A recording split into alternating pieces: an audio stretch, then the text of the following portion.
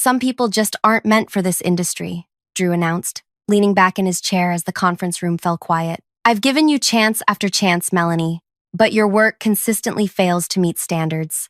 The formal warning goes in your file today. 30 colleagues avoided my eyes. My throat closed as if someone had wrapped their fingers around it. I'd been blindsided in the weekly department meeting, a public execution designed to humiliate me in front of everyone I'd worked with for 4 years. The document he pushed across to me stated I'd failed to meet basic performance requirements and demonstrated ongoing incompetence. But what it didn't say was the truth. I'd discovered his dangerous decision to skip critical safety protocols. Before we continue, I want to thank everyone listening. Drop a comment telling me where you're tuning in from. I'm always amazed how these stories reach people from different corners of the world. My name is Melanie. I worked as a quality assurance specialist for one of the largest consumer electronics companies in the country. I was known for my attention to detail. Friends called me Microscope Mel because I could spot the tiniest flaws others missed. This perfectionism made me excellent at my job, but awful at letting things go. I grew up in a small town where my dad fixed farm equipment. He taught me that doing things right meant doing them safely. Shortcuts get people hurt, he'd say, while showing me how to properly check hydraulic lines or secure equipment. This wasn't just philosophy. His brother lost 3 fingers when someone rushed a repair job. When I started my career, I carried this value with me. I believed in the company's mission of creating safe, reliable products. For 4 years, I thrived. My performance reviews sparkled with praise like meticulous, thorough, and committed to excellence. 3 promotions later, I became the lead quality specialist for our newest product line. Everything changed when Drew Hudson transferred from the company's overseas division. He replaced my previous manager, Irene, who retired after 20 years. Where Irene valued thoroughness, Drew worshipped speed. We're not in the business of perfection, he announced during his first team meeting. We're in the business of delivery dates. In the beginning, I gave him the benefit of doubt. Maybe his aggressive timelines would push us to be more efficient without sacrificing quality. I volunteered for extra projects, stayed late, and learned to streamline my review processes. For 2 months, we maintained an uneasy balance. Then came the Horizon project. Horizon was our new flagship product, a health monitoring device worn against the skin. The company had invested millions in development, and executives expected it to dominate the market. Drew had personally promised the CEO a release date 6 weeks earlier than originally planned. My team received the final prototype on a Tuesday morning. We had 7 days for complete quality testing before manufacturing began, less than half our normal timeline. Don't overthink this, Drew told us. It's essentially the same technology as the previous model with minor upgrades. Standard testing protocol should suffice. But it wasn't the same technology. The new power system generated significantly more heat during extended use. By day 3 of testing, I noticed something concerning. Under certain conditions, the device housing could reach temperatures that might cause skin burns. I documented the issue and ran additional tests to confirm.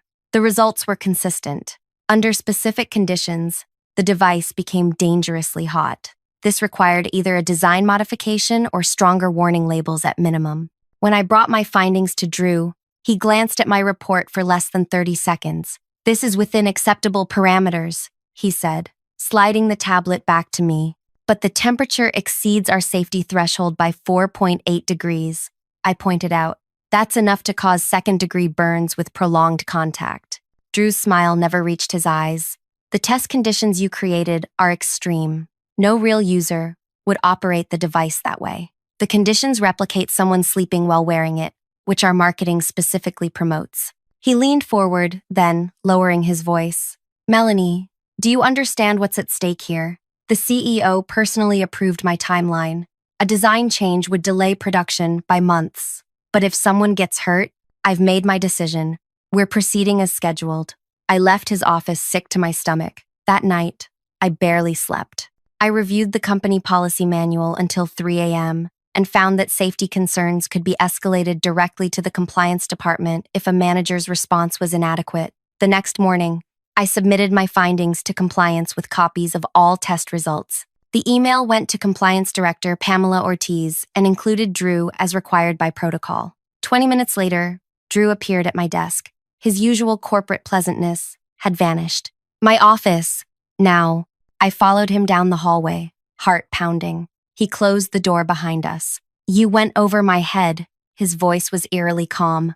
I followed safety escalation procedures, I replied, trying to sound confident. Our policy requires. I know the policy.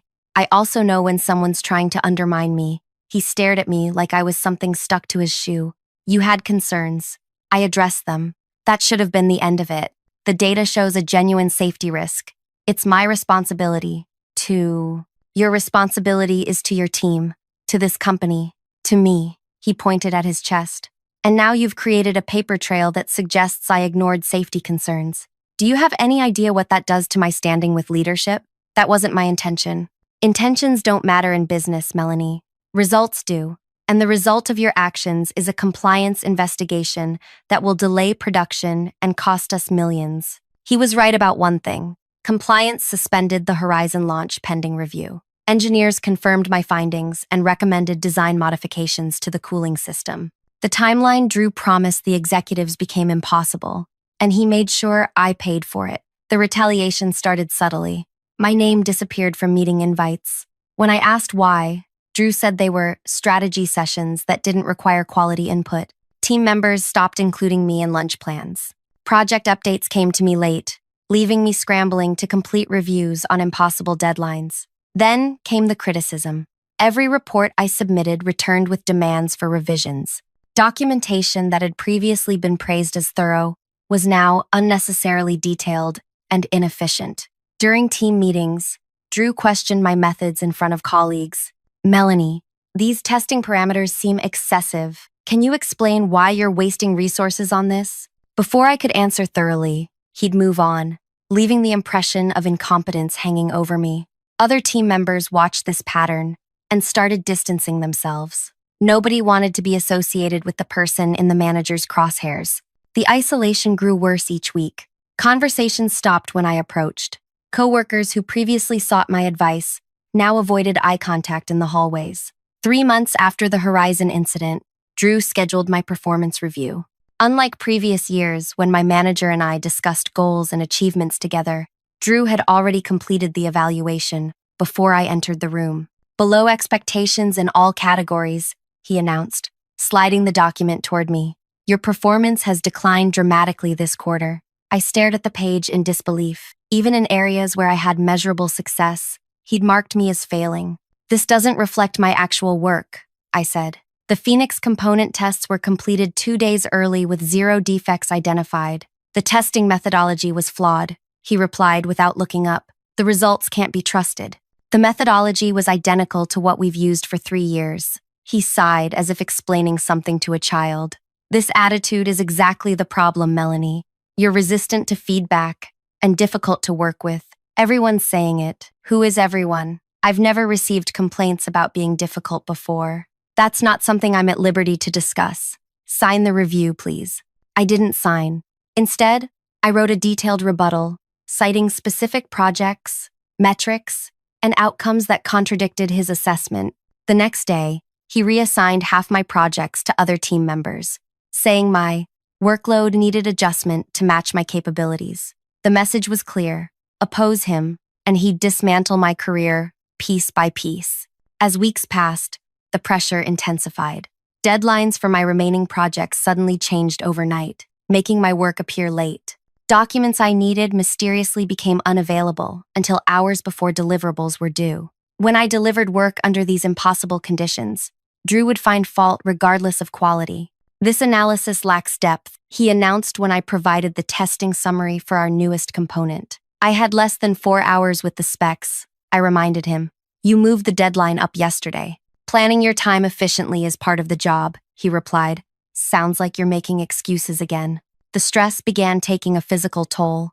I developed insomnia, waking at 3 a.m. with my heart racing, mentally rehearsing the day ahead. I lost weight. Friends asked if I was sick. In a way, I was sick with anxiety, sick with dread, sick with the constant feeling of walking on eggshells. One Tuesday morning, I found an unsigned note on my keyboard. Nobody wants to work with you anymore. Why don't you just quit? I looked around the office, searching faces for the author, but everyone was focused on their screens. The isolation had become a physical presence that followed me through the building. That evening, I called my oldest friend, Vanessa, in tears. "I don't understand what's happening," I sobbed. "One minute, I'm a valued team member. The next, I'm treated like I'm radioactive. Have you talked to HR?" she asked. I had, twice. The first time, the representative listened sympathetically, but suggested it might be a communication style mismatch between Drew and me. The second time, I was told they'd look into it, but nothing changed. Now, I suspected Drew had allies there too. "What about finding another job?" Vanessa suggested. "I've started applying, but Drew's making it impossible. Last week, a recruiter told me they'd called for a reference, and Drew told them I was technically incompetent and unreliable. He's poisoning my reputation throughout the industry." Vanessa was quiet for a moment. "You need to protect yourself, Mel. Start documenting everything." That night, I created a detailed log of every incident since the Horizon report. Dates, times, witnesses, exact quotes. I searched my email archives for evidence of timeline changes and contradictory instructions. What emerged was a clear pattern of targeted harassment. I also learned our state had one-party consent for recordings. I could legally record conversations without informing Drew. The next day, I downloaded a recording app on my phone. When Drew called me into his office for one of his attitude adjustment meetings, I pressed record before sitting down. "Close the door," he said, not looking up from his computer. I did, then sat in the chair across from his desk. He made me wait nearly 2 minutes before acknowledging me. "Melanie, we need to discuss the testing delay on the Archer components." "There was no delay," I replied. "I submitted the report yesterday, ahead of the original timeline. The timeline changed. The team needed those results Monday. I was never informed of any change." He leaned back, looking almost amused. "Communication goes both ways. You need to stay connected with the team instead of working in isolation. I've been excluded from planning meetings for the past month because your negative attitude disrupts the collaborative environment we're trying to maintain." He folded his hands on his desk. "Look, Melanie, this isn't working. You just don't understand how things work here." For 30 minutes, he detailed my supposed failures, interrupted my responses, and shifted blame onto me for situations he had engineered. I let him talk, my phone silently capturing every word. This became our new routine. Weekly criticism sessions, behind closed doors, always without witnesses, where his behavior differed dramatically from his public persona. In team meetings, he maintained professional courtesy while subtly undermining me. In private, the mask came off. "Let's be honest," he said during one recorded session. "Your career here is finished. The only question is whether you leave on your own or wait to be pushed out." "Is that a threat?" I asked quietly. "It's a reality check. I've spoken with the department heads. No one wants to work with you after the Horizon debacle. You're seen as disloyal, someone who throws teammates under the bus." I reported a legitimate safety concern through proper channels. "You embarrassed the company and cost us millions in redesign expenses.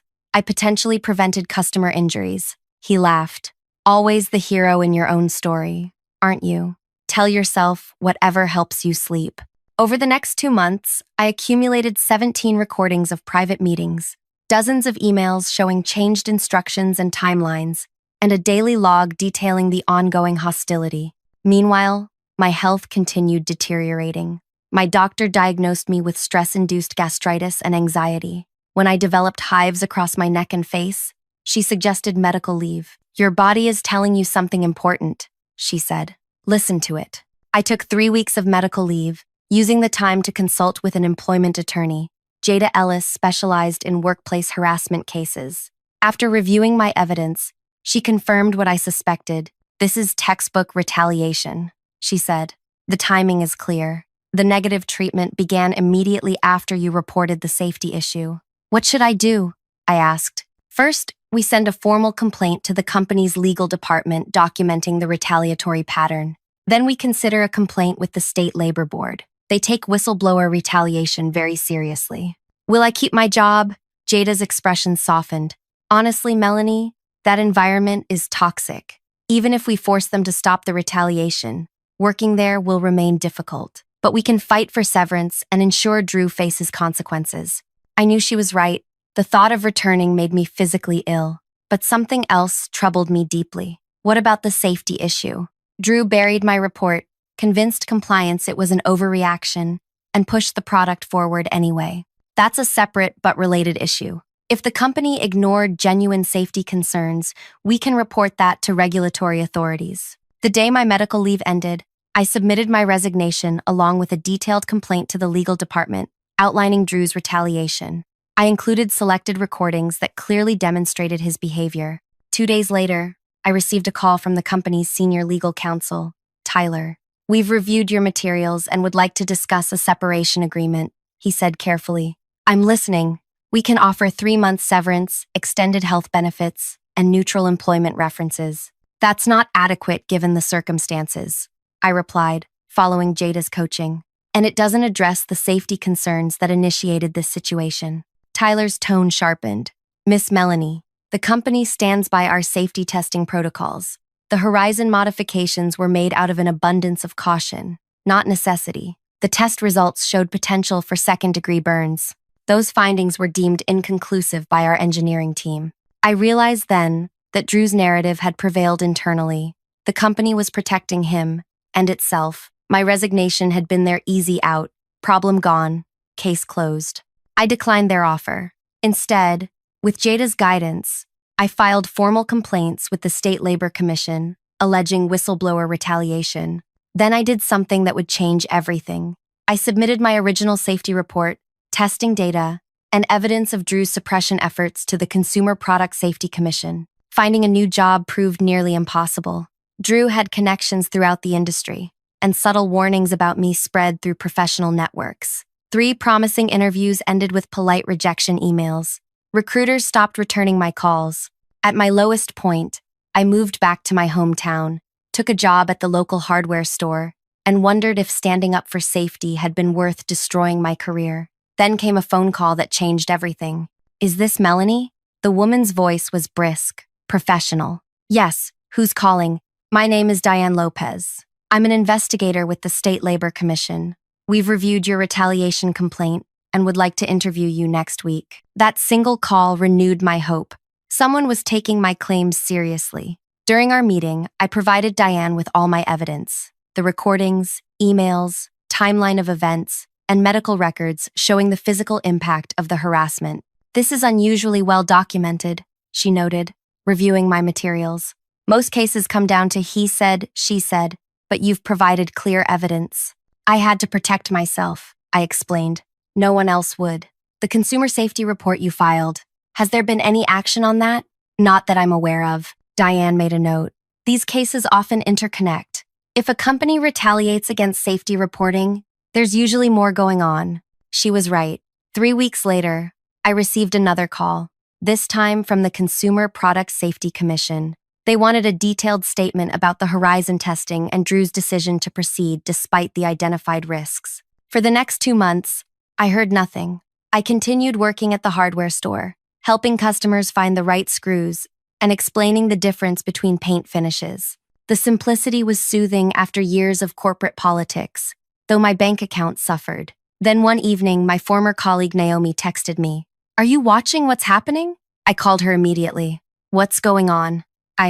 "The company's under federal investigation," she said, her voice low as if someone might overhear. "The consumer safety people showed up last week with warrants. They're reviewing every product that went through certification in the past 2 years." My heart pounded. And Drew? That's the best part. They scheduled his director promotion interview for today. He's been bragging for weeks about finally moving up. And he walked into the conference room expecting the executive team and found 2 government attorneys and an investigator instead. They had copies of your safety reports, his emails dismissing them, and recordings of him admitting he pushed products through despite concerns. I sank onto my couch, speechless. "Melanie, are you there?" "I'm here. What happened next?" "He was escorted out. Human Resources sent an email saying he's on administrative leave pending an investigation. But everyone knows he's finished." After we hung up, I sat in the dark, emotions swirling. This wasn't jubilation or triumph. It was quieter, more complex. A sense that truth, however delayed, had finally emerged. The next morning, my phone rang with an unfamiliar number. "Is this Melanie?" A man's voice, formal but kind. "Yes, it is. My name is Rajiv Mehta. I'm the new safety compliance director at your former company. I was hoping we could talk." "I've been reviewing the case files," Rajiv continued. "Your safety report was absolutely correct. The thermal issue you identified could have caused serious injuries. Had the product launched as planned, we estimate hundreds of customers might have been harmed." I gripped the phone tighter. "So the company finally believes me?" "More than that, the board has ordered a complete overhaul of our safety protocols. I was brought in specifically to implement new procedures that would prevent another situation like this. Your documentation is being used as a case study." The validation felt surreal after months of being treated like I was incompetent or paranoid. "There's another reason for my call," Rajiv said. "We'd like to offer you a position on the new compliance team. The role would report directly to me, with no connection to your former department." The offer stunned me. "I'm not sure what to say. Take some time to consider it. The position comes with a significant title and salary increase, plus a formal acknowledgement of your contribution to consumer safety." After we hung up, I sat motionless, trying to process this turn of events. Part of me wanted to accept immediately, to return triumphantly, vindicated and promoted. But another part remembered the anxiety, the isolation, the physical toll on my health. I called Jada for advice. "They're worried about liability," she explained. "Offering you a position might be their way of preventing a lawsuit, but that doesn't mean it's not a legitimate opportunity." "What about the Labor Commission investigation?"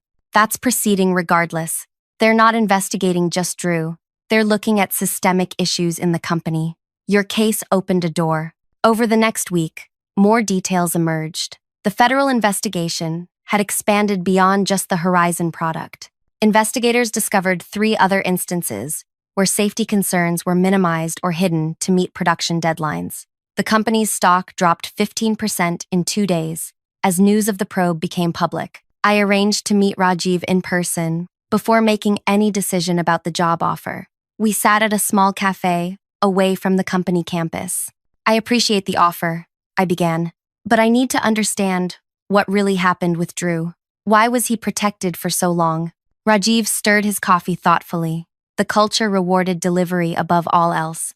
Drew produced results, or appeared to. His department consistently hit deadlines when others didn't. Executives noticed that, not the corners he was cutting, and no one questioned his methods. People who raised concerns tended to disappear from the organization. He created a fear-based environment where speaking up meant career suicide. Sound familiar?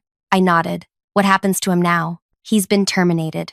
The board reviewed your recordings and other evidence. The legal team believes he may face personal liability for deliberately suppressing safety information." 2 days later, I received a call from Diane at the Labor Commission. "I wanted you to hear this directly from me," she said. "We've completed our investigation and found clear evidence of whistleblower retaliation. The company has agreed to a settlement rather than face public hearings." "What kind of settlement?" "A significant financial penalty, mandatory compliance training for all managers, and regular audits of their whistleblower protection practices for the next 5 years. I took a deep breath. "And Drew?"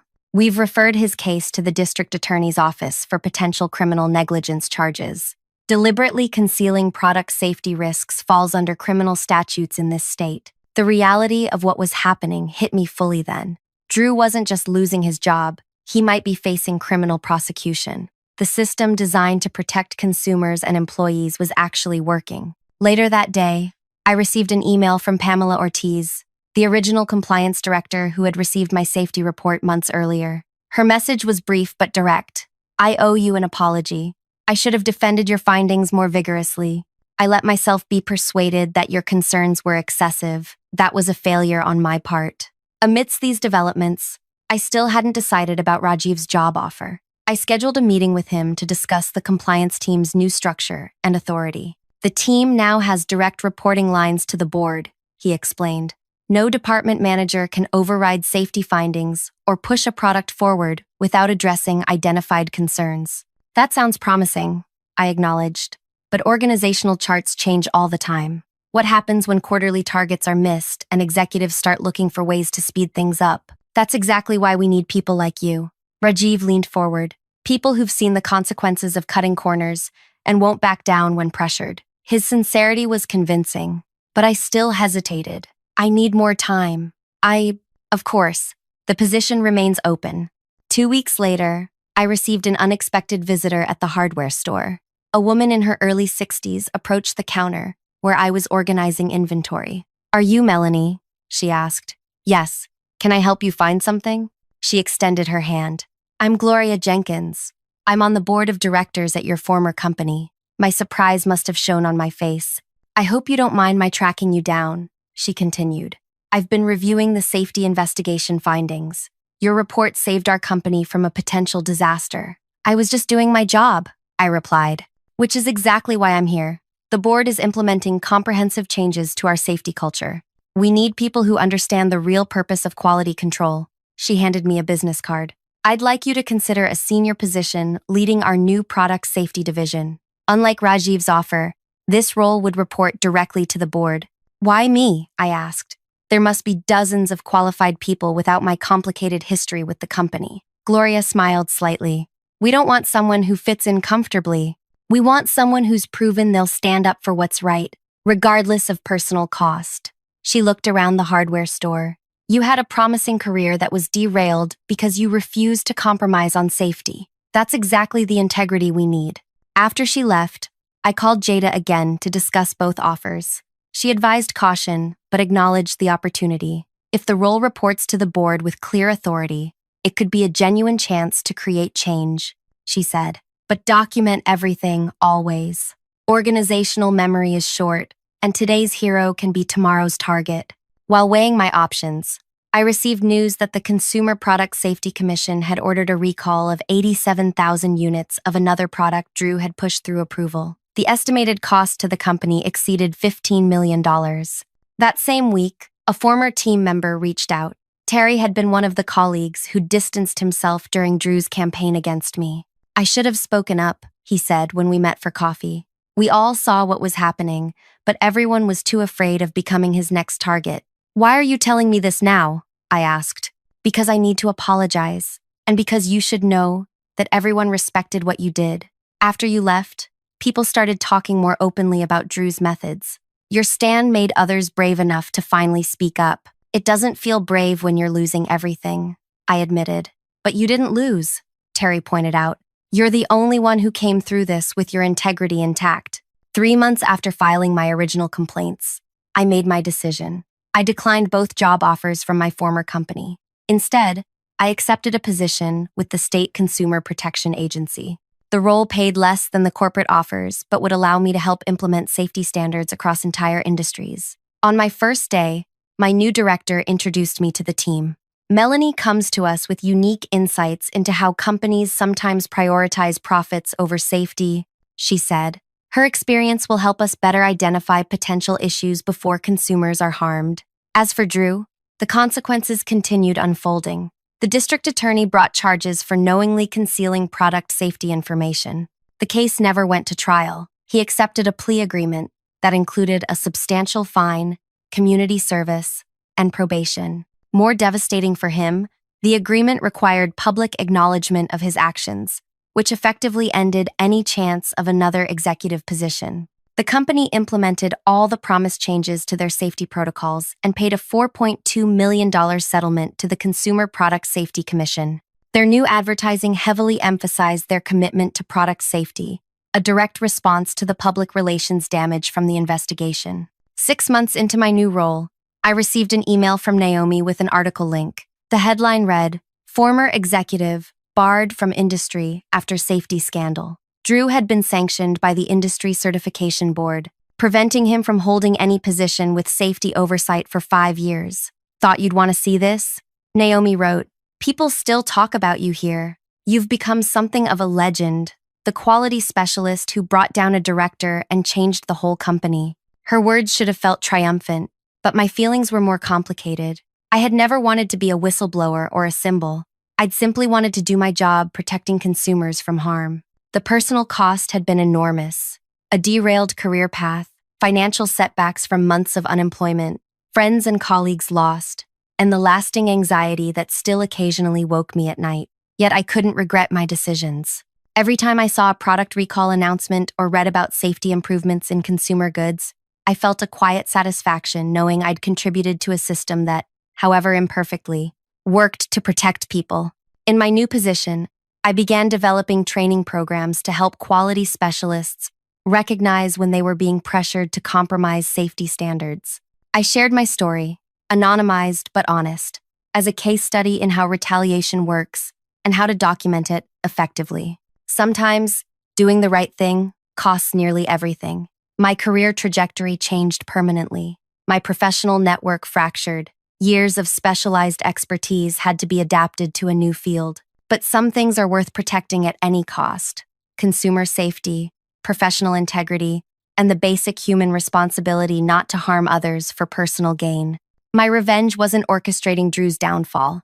It was simply ensuring the truth came to light through proper channels. The legal system, designed to protect whistleblowers and consumers, worked exactly as intended once given the evidence it needed. The most powerful revenge wasn't anything I did personally. It was watching proper accountability unfold through established systems. If you're facing a similar situation, pressure to cut corners, retaliation for speaking up, isolation for doing what's right, document everything. Know your legal protections. Find allies outside your immediate environment. The path is difficult, but integrity matters. Thank you for listening to my story. If it resonated with you, please take a moment to like this video and subscribe to the channel. Every share helps someone else who might be facing workplace retaliation know they're not alone. Let me know in the comments if you've ever had to make a difficult ethical choice at work. Sometimes, just knowing others have faced similar challenges makes our own burdens easier to bear.